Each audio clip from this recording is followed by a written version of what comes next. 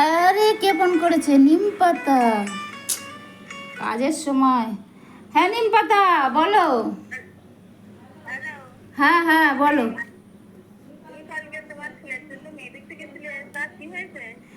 আরে আর বলো না, আমি সেই গেছি, দুটো নদী পার করে গেছি বুঝলে।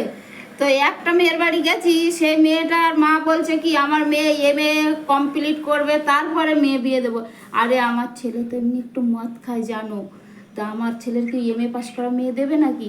আমি ওখানে কি মেয়ের মার কিছু না বলে একটুখানি আমি বললাম ঠিক আছে দিদি তাহলে আমরা পরে দেখবো বলে ওখান থেকে বেরিয়ে এসেছি। আর এক বাড়ি গেছি, সে বাড়ি গিয়ে তো আর এক ঢং বলছে, আরে আমার মেয়ে কোনো কাজ জানে না, কিছু করতে পারবে না, আমার একটাই মেয়ে।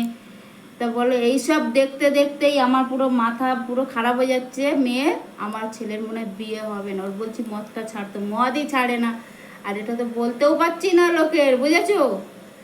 আর মেয়ের মাদের তো যত ঢং, ওরা তো সব খুঁচিয়ে খুঁচিয়ে দেখছে আর বলছে কোথায় চাকরি করবে, কোথায় লন্ডন যাবে, প্লেন চালাবে।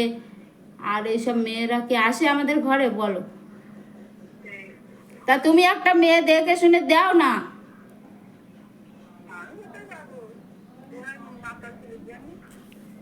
হায় ভগবান, তাহলে কি আমার ছেলেটার বিয়ে হবে না? বৌমার হাতে ভাত কি খেতে পারবো না নাকি?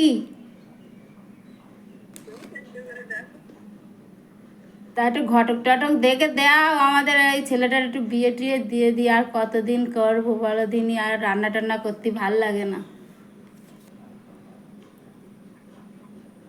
এ টাওয়ারে পাচ্ছে না নাকি? কথা বলতে শোনা যাচ্ছে না তো। এ ঠিক আছে রাখছি, পরে ফোন করবো, এ শোনা যাচ্ছে না, ঠিক আছে।